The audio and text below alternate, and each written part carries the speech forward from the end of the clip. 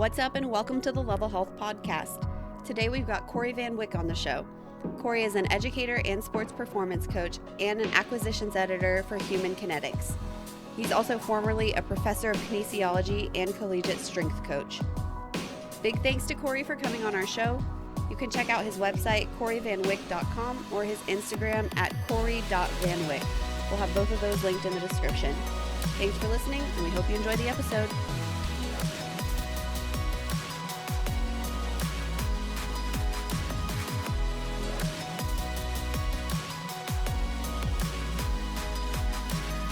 So basically, my job now is to find authors for Human Kinetics. So I think of book ideas. If the book idea gets approved by Human Kinetics, then I recruit and contract authors to write the books. Well, Raise the Bar last year was just like author central. Yeah. There were so many opportunities to meet leaders in the field, like people I've been following for over like 10 years that could write books for us. So it was just a no-brainer. I had to go. And we already had a few authors that were contracted. So at the time, Lee Boyce was writing his book with Melanie Schoenfeld. That just came out, I think yesterday. Oh, very cool. It just got released. It's called Strength Training for All Body Types. And it's about how you can not only adjust technique for different, like people of different anthropometric portions, and ratios, but also just how different should lifts look and movements look based on like somebody's size or limb lengths and things like that. Yeah, that's interesting. I've always thought that was kind of the art side of being a personal trainer when it comes to like the biomechanics perspective and things like that, is leveraging positions and the equipment and the tools that you have available to make it work with obviously the least amount of fatigue, the least amount of strain on that person, and how do we manage that and be a little bit more intelligent with our training. So that's interesting. Yeah, for sure. So I did the VIP thing because the VIP thing, you could get just like extra time with speakers and stuff like that.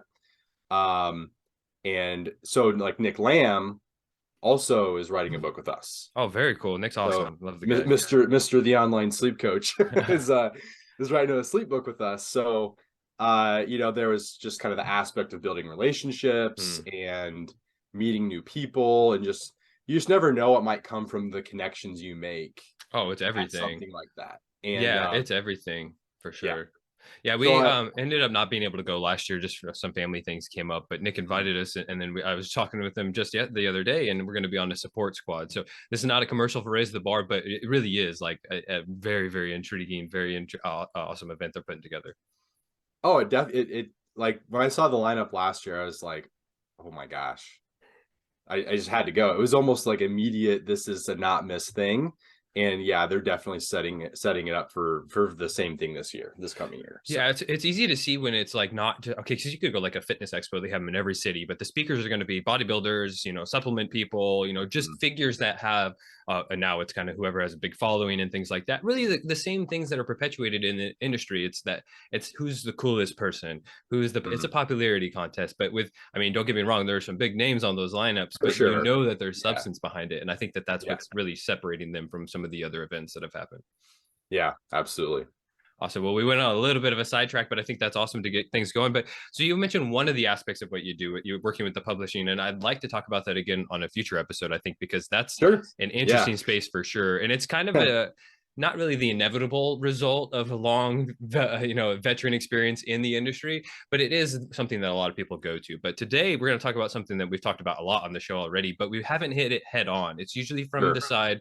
And I think that's probably because gratefully, looking back in my past, I moved past the obsession with sports supplements because I subsisted off that for a long time. We're talking prioritizing buying protein powder instead of buying whole foods with protein and making sure I'm getting my total protein up. And of course, spending hundreds of dollars on pre-workouts that, out of nowhere, there's pre-workouts. So I'm glad we're hitting this head on because it really can be a hazy area. But Korey, before we get started on talking nitty gritty about sports supplements, can you give us some background on who you are and why you do, or some more background on who you are and why you do what you do? Yeah, well, classically, I came up as a strength and conditioning coach. That's my background, that's my education. So I've, my undergrad degree is in exercise science. the nutrition started with my master's degree, really. So I got my master's degree in nutrition. And then I did spend some time doing some nutrition research at a university, but that was only for about a year and a half. But like, I spent time strength and conditioning. I spent time like sports dietetics because I was a intern on the dietetic staff at Nebraska, and then in the research side at Iowa State. So that gave me like a pretty unique background throughout school. But when I came time to have a quote unquote real job, once I wasn't a student anymore, I was a strength and conditioning coach and exercise science professor at a small school here in Iowa. So that was like my first, like that's what I got right out of graduate school. So that was a unique blending of my background up to that point. So I taught, if you're at a small school, you're a jack of all trades. Yeah. So I of course taught like the sports nutrition classes. I taught personal training.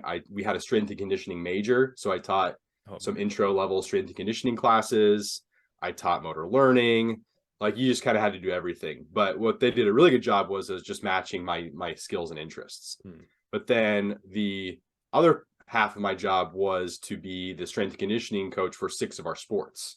So I was the strength coach for football, wrestling, men's and women's soccer, cheer, and dance. And this was not like write the programs, let them do it. It was hands-on. You did everything, implemented everything. So I was in the facility every day by about 5 a.m. I'd have a morning group. I'd teach a morning class and then have a mid-morning class. And then afternoon groups would start up, early afternoon. So I did that for 6 years. And it was great because it was just the blending of the education and the application. So I got to teach class. My students would hear the things I would be teaching in class. And then we would implement that like literally the day of, they'd get to see me coach. They'd get me to see me like deal with like earlier we were talking about these like biomechanical principles or issues that we see with training and the technique you might see from athlete to athlete. Well, they got to see that all in real time, and I had to practice it and hone it all in real time. So it was pretty cool.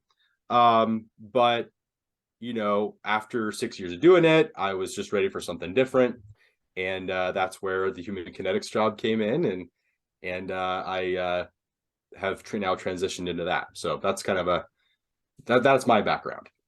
That's awesome. Yeah, I mean, having the research background is just something that continues to come up. And I just had a podcast the last podcast was with Eric Helms, and we talked about whether or not like the traditional education route is required to be successful as a fitness professional.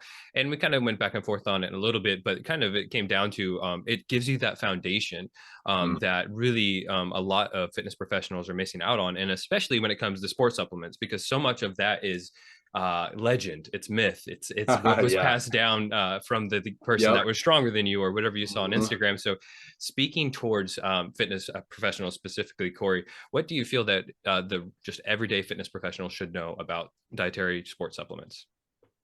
Yeah, I was thinking about that before we got on here because I knew you were going to ask it. And you actually hit on it earlier by saying you kind of got past it being the end all be all. And I think anyone who is interested in the supplementation side goes through that, where you just get so caught up in the edge. You get really caught up in like that little edge it might give you, that little extra. And you kind of, I don't want to say throw caution to the wind, but you're just way more apt to do your self-experimentation. And maybe get caught up in the marketing hype because like supplement makers and supplement companies are very good at the marketing side of things. They're really good. But first and foremost for trainers, it's just such a small factor in your client's success. It really, really is. From a results standpoint, I'm not saying that supplements couldn't be somewhat of a jump start for clients to like start to kick in healthy habits or to change things if they kind of feel like they're gaining momentum by going that route initially. Like, so I've done all the precision nutrition training, and I don't know if they do this anymore, but back when I was doing my PNs level 1 and 2, you know, they had to actually start like one of their first habits was like a multi and a probiotic. And it was just so that people could feel what it was like to add increased nutrients in their diet right away. So I'm not saying that can't be used from more like a behavior change standpoint, but from the results standpoint, we know that other things are going to be much more important. Mm-hmm. You know, they're like hitting calorie and macronutrient requirements or goals, making sure they're getting their micronutrients. And, you know, and like you said, through Whole Foods mostly, it's just really hard to replicate that when we start to isolate nutrients out from Whole Foods. Mm-hmm. Not to say there's never a case for that, because there certainly is, but being consistent with training, like all these other things, sleep, stress management, they're going to have way more of an impact. And I would never want to, I guess, discourage someone from trying to adopt a healthy habit, but at some point you do have to realize, yes, these things are going to have a single-digit % impact on any goal, whether that's muscle gain, strength, fat loss, whatever. They're not going to be massive game changers. So that's like the first thing to understand and just be aware of when you're discussing with like clients the use of supplements and whatnot. But here's where I guess maybe sometimes I differ from other practitioners is if someone is interested in a supplement, and I saw this time and time again with athletes, I'm sure you've seen it time and time again with clients, they're going to take it if they want to take it. Mm-hmm. So like, I remember giving nutrition talks to my athletes, and we'd spend an hour talking about the basics or the foundations of the things they needed to do to perform. The first question I'd get is, so what do you think about pre-workouts? Like, okay. So like I knew that they were going to take the stuff anyway. Like if they're interested, they're going to take it. So my approach was always education first. So if you are going to do it, let's make sure that it's safe. Let's make sure that's going to be effective as it can be, depending on the product. And I'm either going to save you money or hopefully, you know, not save you from taking something dangerous. Mm-hmm. And if you're a competitive athlete, taking something that has a banned substance in it. Yeah. So that's another thing I guess I would recommend to trainers is, you know, educate first, and then, you know, like I said, we know it's not going to be the game changer and the end all be all, but if they are going to take it, and they probably are, it's best that you know what you're looking for. And that was really like the impetus for me to look into some of the regulatory aspects of supplements and how to tell or how to differentiate high quality from low quality. And that's another area where trainers can really get into. But before we get into that, I guess I'll stop there and get your thoughts. Yeah, no, that was a great place to start. And I think actually before we get into what are some potential staples and ones that are effective and where to focus your energy first, I wanted to explore two routes there. First one was that last bit, finding, I mean, we could talk about like specific brands and stuff like that, but yeah, you mentioned like the quality of the actual supplements in general. And of course that has been a huge hazard for people. Not only, you know, banned substances, but does the protein actually have the amount of amino acids that you think that, you know, yeah. that kind of stuff. So there's all types of aspects to consider there. But I think that really finding a good brand, a good reliable brand that has that third-party testing, which has exploded. That's awesome to see that's, I mean, there's brands like Legion. Gosh, I'm so far out of the supplement game, but there's a couple of brands that are kind of reporting that as well. But it's good to see that. I mean, the last thing we want to be doing is taking something that doesn't even have any of the ingredients, and then God forbid has other ingredients that you don't want in there. So for sure, so much argument to be made there. So of course we're going to hopefully set that to the side a little bit. Yes, that is an issue, but let's talk about like brass taxing and stuff like that. But then the other point I wanted to touch on was the jump starting, that behavior change aspect. That is interesting to me for sure. And I think that it takes the skilled coach and communicating appropriately and effectively to get that across, so it doesn't become this really slippery slope where they are now chasing the next supplement, the next supplement, the next supplement. But that is interesting because that's such an easy habit that helps them change it a little bit. You wake up, you have a good breakfast and you take your multivitamin, and you've done something, you've accomplished something for the day. And if we want to talk about, I don't want to talk about it, but because it comes up so much, but self-efficacy, that component, are you setting up them for small wins easily? Like just those little easy ones that you can make them feel a little better about themselves. But okay, so moving on to just potentially like staples and things like that. What are some supplements that we should be looking or can look towards to include in just everyday life? Yeah, for sure. I mean, I kind of separate supplements into two different categories. So there's going to be supplements that I would deem like just meeting nutrient requirement based. And then there are the ones that offer like the benefits, whether that be performance or health, because you're just not going to get it through the diet. You're not going to get it either amount or form. Okay. So, you've got things like protein powder. Okay. That is, in my mind, that falls under the nutrient requirement category, because yes, if you're not getting enough, you're not going to be able to recover as quickly as you could. Your hunger, you might not be able to control your appetite as much, because we know that protein will help with your satiety. Now, like, you don't need protein powder to meet your needs. It's fairly easy to get through food, but there may be times where you just don't have food on hand. You might have a cramped schedule, all that kind of stuff. So of course, something like protein powder or anything that's going to help you meet your nutrient requirements is going to quote unquote work, right? So that could be true with like a multivitamin. All right. So that to me, it's very low cost. It's not going to like hurt you by any means. Especially if you, like you mentioned earlier, third-party testing. If you do go through something and a company that does third-party testing, and we could talk about specifics there later if you'd like to. Fish oil, like omega-3s, is one that it just comes down to, are you eating fish twice a week? Like, if you're not eating salmon or tuna twice a week, and I live in Iowa, so nobody is.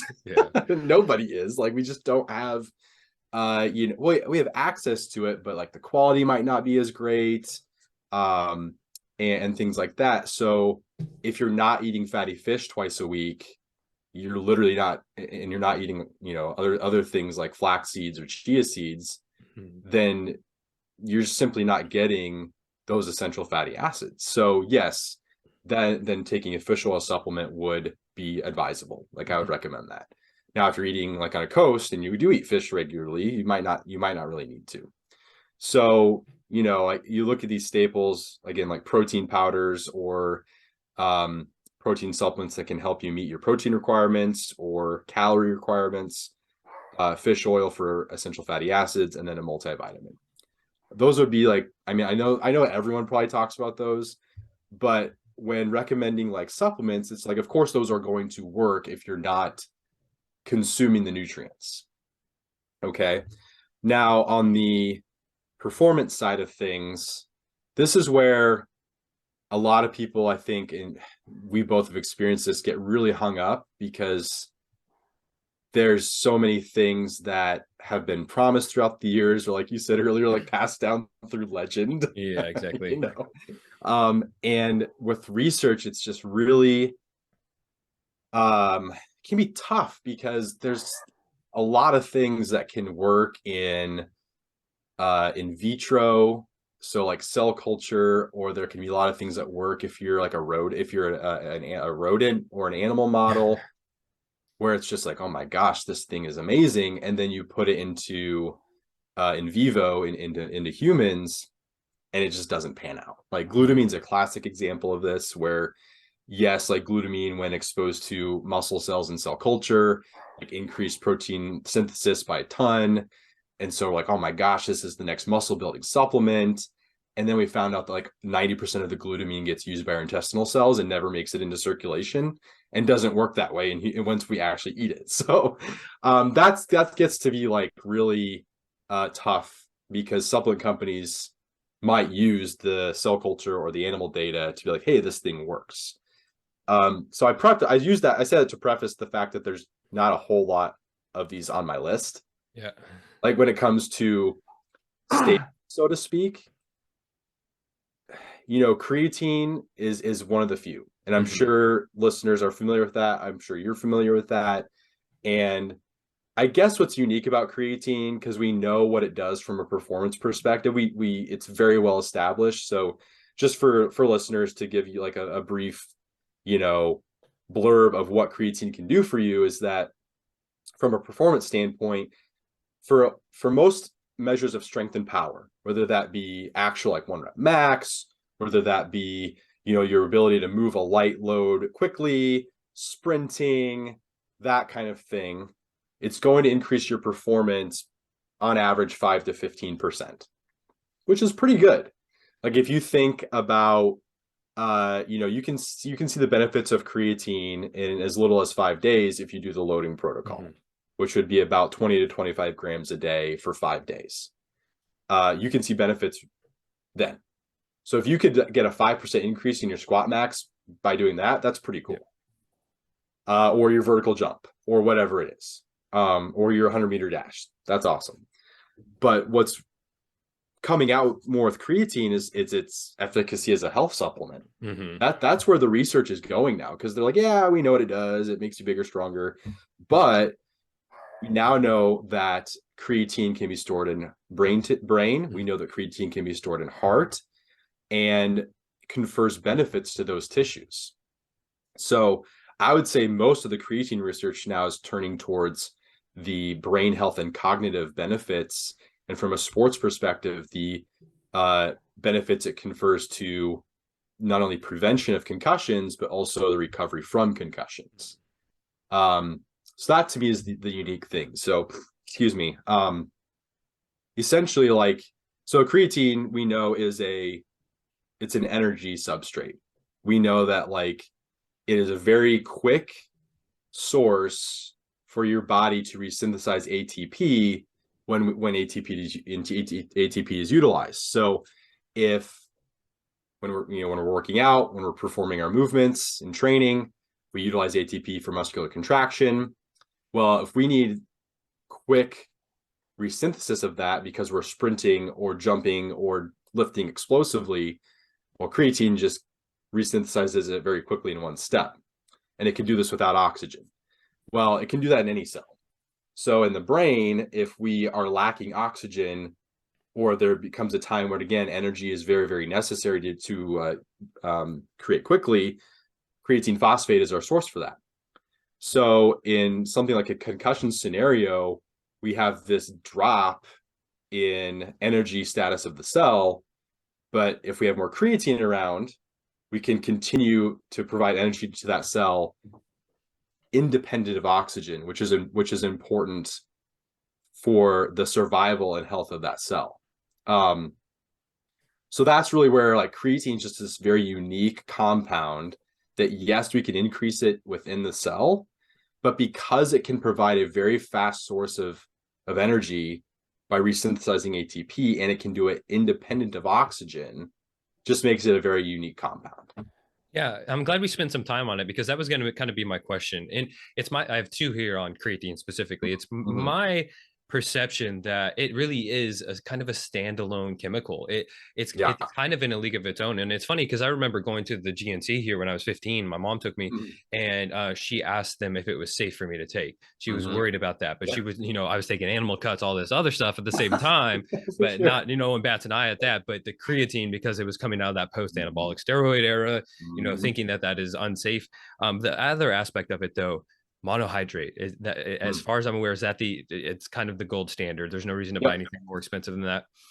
There isn't. There really isn't, because well over 1,000 studies have been done on creatine, and the vast majority of them, and especially in the early studies where creatine started to gain its popularity, those were done the creatine monohydrate.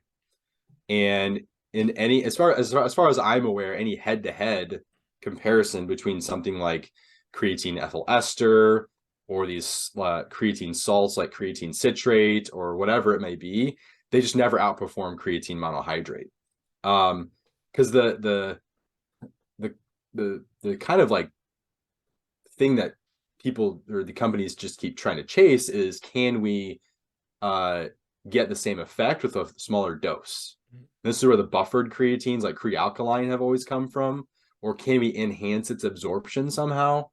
Like creatine monohydrate absorption from gut into blood is like 100%. Very, very close to 100%. You can't really improve on that very much. Like if you take something from 98 to 99 or 98 to 100, that's minimal. That's negligible improvement. And here's the interesting thing about creatine that I found just through researching it more. What makes it so unique is the fact that it actually is not stable in solution. So if you put creatine in water or whatever, any solution, it's going to start to degrade. So then the thought would be, well, isn't our stomach and our intestinal tract aqueous? Wouldn't it start degrading into something that's not beneficial? And actually, our stomach acid, it's so acidic, it actually stabilizes the molecule. So it's this weird phenomenon where if creatine is in a liquid that's not as acidic as stomach acid, which is the pH of like 2, it will degrade. Interesting. Then since it's stabilized in very acidic environments, it gets into our intestinal tract almost completely intact. Interesting. And that's why it's able to have this like almost 100% absorption into the blood.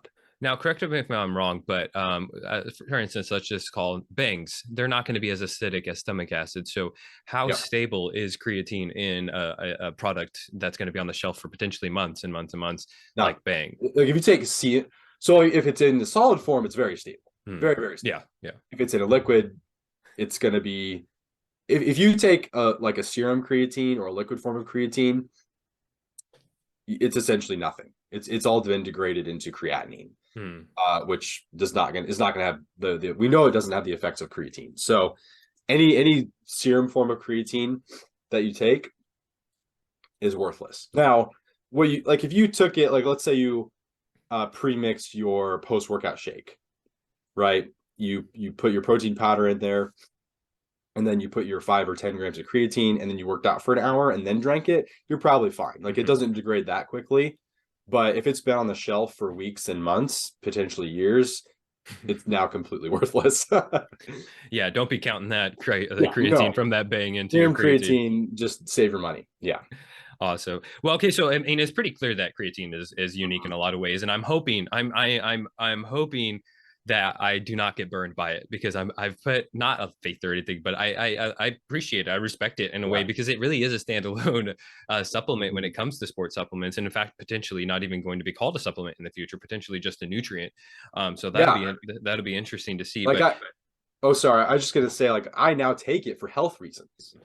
Like I now take it as a health supplement. I don't really consider it, like I don't take it personally anymore for the performance effects. I take it for the cognitive protection.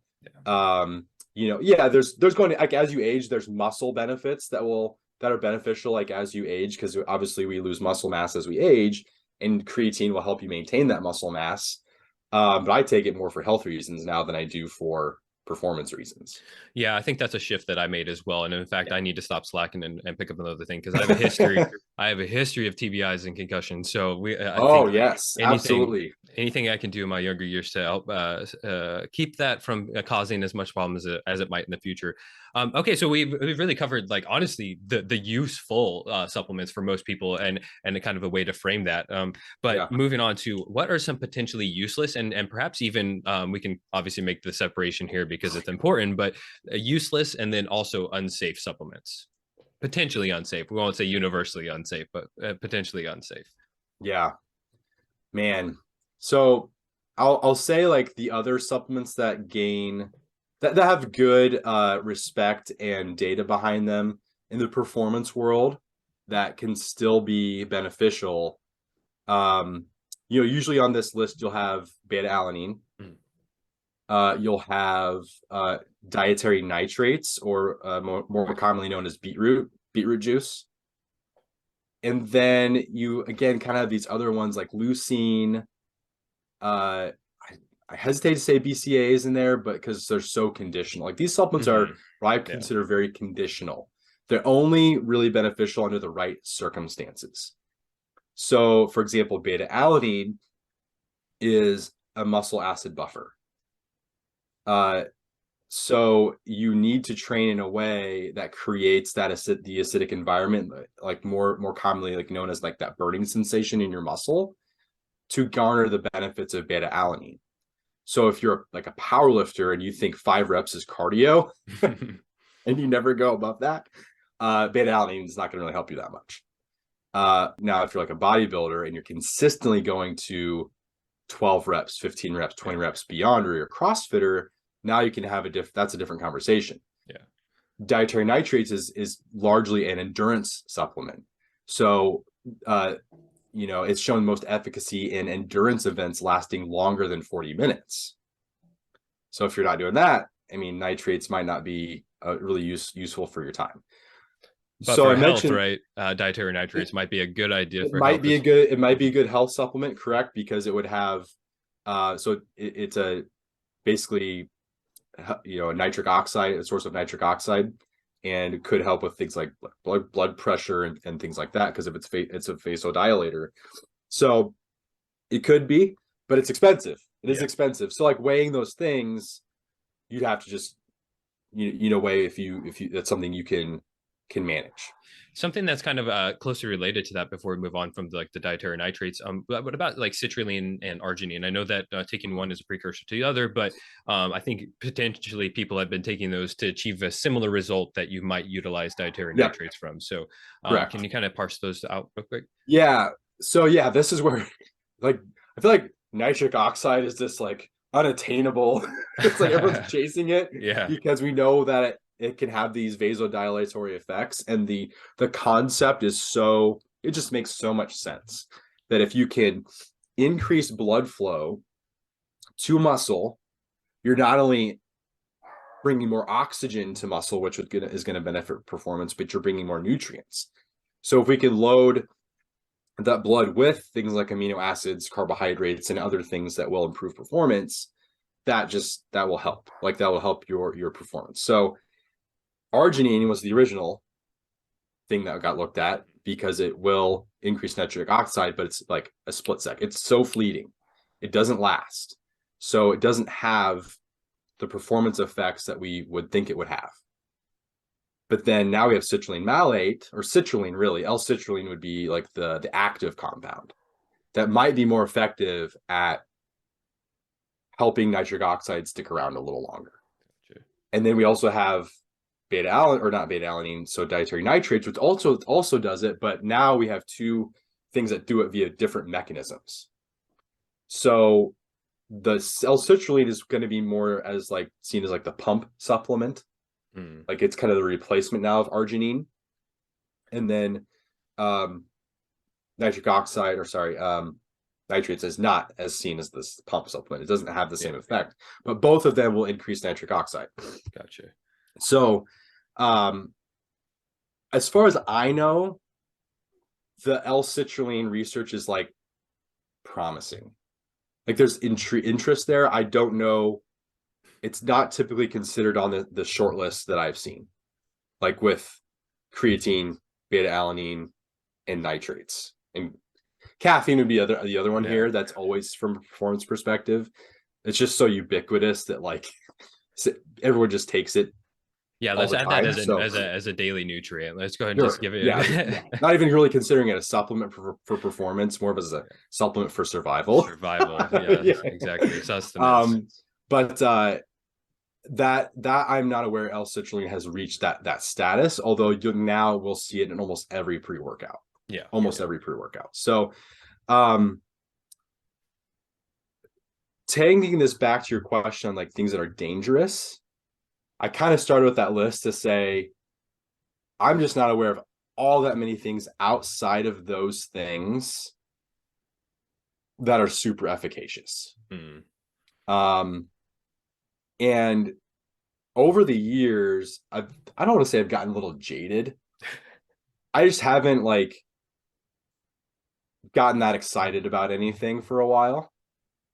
I would say the last thing that I really was like, okay, this is kind of cool, would be like alpha GPC, which you'll see that in almost every pre-workout as well, or you'll see alpha GPC in almost any like nootropic supplement, like that's intended to improve focus and cognitive performance. But then that will often be paired with like something like huperzine A. So basically, alpha GPC is what's called a cholinergic, meaning it'll increase acetylcholine in your body. We know that acetylcholine is a neurotransmitter that is essential for muscular contraction, but it's also essential for cognitive performance. So we have a lot of acetylcholine in the brain. If we take alpha GPC, or another one would be CDP choline, we can increase the amount of choline in the brain, therefore, enhancing like the firing of our the synapses between our nerves that are more efficient, things like that. Now, if you take that with huperzine A, you can get the acetylcholine to exist in the synapse in between nerves longer. So it'll basically enhance the length of time that alpha GPC will be effective. That's pretty cool. That's continuing to gain some support for it, which is why you'll see it. I mean, I will say with alpha GPC is chronically underdosed in almost every supplement that you'll see. So just to give people a brief, if they're like, well, how much? Like 300 milligrams would be the minimum of alpha GPC. So otherwise 600 milligrams would be where you'd want to see it. But again, outside of like that, I again have not been super excited about anything. And so I don't know if I want to say like there's like everything else is worthless, but it's just the best supplements we know of have around a 10% impact on whatever their measure of, like whatever they're intended to improve. It's going to be a 10% or less improvement. And again, the best ones we know, like creatine, that's a 5 to 15% improvement. So outside of the things that like we've mentioned so far in this podcast, there's just not a lot that I would say are staples. And a lot of them come with, they've got to be your situation has to fit it. Okay. So like another one I would put in this category would be HMB. So HMB is basically an amino acid. It's a byproduct of leucine metabolism and has a lot of mixed data on it. So like it classically has been more of a muscle building supplement. Well, it hasn't really panned out as that. There was a really big study, several years ago now, that kind of started like almost a resurgence of HMB. Well, there's massive methodological issues with that study, so it's essentially not counted as part of the research anymore. But HMB still has shown efficacy under conditions of enhanced muscle protein breakdown. Any like conditions where muscle protein breakdown is heightened, HMB seems to work better than something like leucine or BCAAs, because it uniquely decreases muscle protein breakdown, whereas the other amino acids only increase muscle protein synthesis, whereas HMB will do both, will affect both sides. So, but if you're not in this state of lots of muscle protein breakdown occurring, HMB will likely not be effective for you. And we're talking something like cancer there. We're talking about something like pathological, like muscle wasting, Gotcha. Just like muscle wasting situations. So like cancer, cachexia, aging, like the anabolic resistance of aging. And we also know that muscle protein breakdown rates will increase. And we also have a blunted effect of muscle protein synthesis as we age. But the other side of this would be like extreme training. So high volume training, two-a-days. I think about the wrestlers I used to coach in season, caloric deficit, dual during the week. And then on the weekend, they have a tournament where they're wrestling 5 matches or something like that. And they're, for months on end, they're in a caloric deficit, or they're like always like, they're playing jump rope with that line of deficit and surplus. But again, if you're not in those situations, HMB might not be something you'd really want to include. So where things get dangerous, in my opinion, so there's a few classes of supplements that are notorious for being adulterated. Meaning, so there's adulteration and contamination. Adulteration is the company adds things that are not disclosed on the label. Like they know they're adding them. Contamination is accidental. And that is usually due to poor manufacturing practices. They're not cleaning the equipment properly. The sanitation isn't right. That's contamination. But adulteration is the addition of things. So here's like the list of like the top things that are adulterated are, ironically, protein powders. Which is weird. I say ironically because it's literally just like a food powder. Yeah. Like it's a food powder, but anything that's like touted as muscle building is what tends to be adulterated. And since protein powder has historically been promoted as this thing that's uniquely muscle building, what manufacturers have done in the past is just, let's just put a little anabolic steroids in there, just a little, let's sprinkle some of that in there. So yes, it will be muscle building, even though we know it's not anything super special. Muscle building supplements, or like, anything that's promoted to be like super like anabolic, or like here's a marketing thing to look for. If it's like trying to promote itself as like the next step below steroids, like, hey, this is barely legal. This is might be outlawed in a year, so get it now, kind of thing. Yeah, I've purchased supplements from the lab, not for human consumption websites before. I got that for sure. There's a line that you cross at some point, and hopefully you come back from it. But sometimes right. Another one would be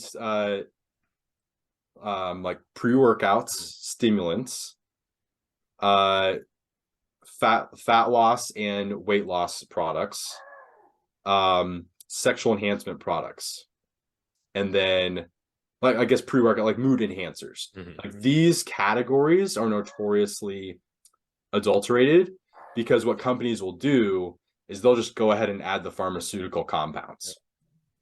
Like, hey, do we want our muscle building supplement to work? Cool, let's just add some steroids. Do we want our sexual enhancement product to work? Let's add Viagra. Do we want our mood enhancement product to work? Let's add antidepressants. Like, these are the things that get found in these adulterated supplements. And of course, this is dangerous. Or for stimulant-based products, they'll add ephedra. They'll add banned substances or very strong stimulants that are not supplements, that they're drugs, they're pharmaceuticals. So like those are the ones that you have to be very careful with. You have to be very careful. I think herbal supplements would be another one. But the funny thing about herbals, though, is that in some of those, like, I think where the supplement industry really got a spotlight put on it, I can't remember the year. I want to say it was maybe like 2011 or 2013, where the New York Times did their own independent research on supplements, where they went to like Walgreens and Target and Walmart, these just like stores that people go to get their groceries. And they start pulling herbal supplements off the shelves. And then they tested to see what was in these supplements. And 80% of the supplements they took off shelves had 0 herbs in them. 0. It was like rice powder. They put like rice powder or garlic powder, and not garlic extract, just like garlic powder you could get in the spice section. Yeah. But herbals can be interesting as well. Whereas like herbs are plants. So the same things that affect the nutrient content of our vegetables, soil quality, time of year, the conditions it was grown in, all that stuff affects herbs too. So if there's not measures taken to standardize the ingredients in the herbal supplement, you could have wildly different potencies batch to batch. So that's just like a thing you want to look for in herbal supplements, is you want to see that there's some mention of standardization of whatever the active ingredient is. And there's, literally hundreds, maybe thousands of them. So it's impossible to know, but you just want to see that it'll say, standardized to X% of active ingredient, that kind of thing. But those are the ones I would say, like, if you're looking at muscle building, stimulant, weight loss, fat loss, pre-workout, just be extra cautious. You have to look for the third-party testing. So is it NSF or informed choice tested? Those are like the two big ones. You also see banned substances controlled group in there. These will do, for sure, banned substance. Some of them do potency, meaning is the label claims, are they accurate to what's actually in this product? And is there anything in here that's not disclosed? Like NSF will do that. Banned substances will do that, depending on like the level that the company wants. USP would be another one that does potency testing. So that's like your first line of defense. That's not to say that if a product isn't third-party tested, it's automatically bad. And the other thing about third-party testing, it does not mean that the formulation is good. It just means that, yes, we've tested this to say the label's accurate and there's no banned substances. But like, let's use alpha GPC that we talked about earlier. If it has 10 milligrams of alpha GPC and the NSF says, yeah, there's 10 milligrams in there, it's still worthless. It's not a good supplement. It's not a good formulation. So it doesn't mean it's a good formulation. But those are unless you really know the company, you do want to see that on there. You do, like, if you work with athletes, in my opinion, it's a non-negotiable that you should have a third-party tested supplement that you're taking, because it's just not worth the risk. Yeah. There's so many companies out there for good, and it's good, that are getting third-party tested. There's just no reason not to take one. That is. So the other thing you want to see with all supplements, and I think you mentioned Legion. I think Legion does a decent job of this, if I remember correctly. I haven't looked into them a ton. Yeah. Is transparency. You want the label to list out everything. You want the label to list out every ingredient and the amount of each ingredient. Again, does it guarantee that that they're accurate? No, unless it's third-party tested by something like NSF. So like those two in combination are typically two really good signs that the label lists out literally everything. Because what you'll see, and I'm sure you know this too, you'll see things like proprietary blends. Yeah. So a proprietary blend is a way that supplement companies do not have to disclose what's in the product for each ingredient. So you might have it'll be like a blend, or to be like some weird like pump matrix, or like focus enhancing roadmap vascularity matrix. Registered trademark. Yeah, those are other names for proprietary blends. But what you'll see is it'll give you the total amount of the blend, like 5 grams or whatever, and then it'll list the ingredients in that blend, but not give you the amount of each ingredient in the blend. So it could be like, let's say it's like a focus enhancer matrix, and it's like 2 grams. It's got caffeine, alpha GPC, L-theanine, and 5 other ingredients. So if that's an 8 ingredient blend, the 2 grams is split amongst all those ingredients. And if they don't tell you how much is in each ingredient, how much of each ingredient is in the blend, you have no idea. Mm-hmm. You just know what they are. It could literally, this would be really dangerous. It could be 1.8 grams of caffeine. And yeah, you'll feel that. Mm-hmm. You might go to the hospital, but that means the other ingredients are divided between 0.2 grams. Yeah. So essentially they're worthless. They're just on there for looks. So you want to see that every ingredient has the amount listed on the label. And those are, and you know, in my opinion, those are the two big things: the third-party testing and the transparency. And then the other thing to look at is, so I think like back a label, back of the product, back of the thing you're looking at, and the front. The back is the supplement facts label. The front is the marketing. So if the front is like just too good to be true, it is. Yeah. If it's just giving you vibes of like, this seems unrealistic, if it's giving you vibes of, again, barely legal, or what I call scarcity language, if it's like, you know, supply will run out, or I just saw Black Panther last night, so I have like you know, the heart-shaped herb Wakanda herb on my brain. If it's like, this herb is only grown in the Amazon forest during these months, so get it now before it's gone for the next 5 years. Before the doctors find out about it. Something to watch out for. Yeah. Because there's just very few compounds that are going to like fall into that category, and that will be useful. So the marketing language, if it's too good to be true, it probably is. If it's seeming unrealistic, if it seems like scarcity or trying to sound barely legal, those are red flags. Or so I have a dietitian friend, Sean Casey, who has what he calls the WWE test. If the name of it and the marketing language sounds like something a WWE wrestler would say, like just be a little extra cautious. Like, I'm not saying there's not good products out there that are fine, but just be cautious. So if you see like that, no third-party testing, look at the back, proprietary blend, not telling me how much is in the product, pass. Just pass. It's just not worth it. So yeah, I'll stop there. Like those are just kind of a quick crash course of how you can evaluate a supplement's quality. And yeah, if it meets those criteria, you're on the right track. Yeah, that was awesome, because I feel like you condensed what took me over a decade to learn.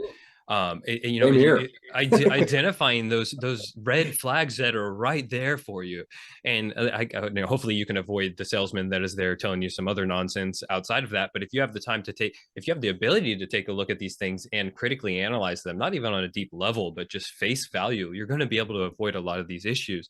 And those good ideas, those checking for the proprietary blend, like that was the first one that I was like, I'm out. Because exactly, you don't know they could be doing 99% of one of those ingredients and 0.01 of all the others. Exactly. And then checking for that third party, because I mean, this seems to be kind of a theme within the supplement space, dietary, sports, everything, is that they don't really care about whether or not you get results from taking them. They don't even care about if you take them, that you've purchased it, you've fulfilled that part of it. They don't talk about, okay, maybe eat these with food. How are you going to integrate these into your daily life so you take them consistently? So taking your multi once a week, you know, it's not going to do you much. But yeah, so it's really just kind of a one-sided relationship within the industry. So that was interesting. But the very last thing I wanted to say, though, is it seems like it might be, you may even have this philosophy already, but being a late adopter, waiting until everything, you know, the dust is settled. You could look at this with the latest iPhone, the latest car, whatever it is.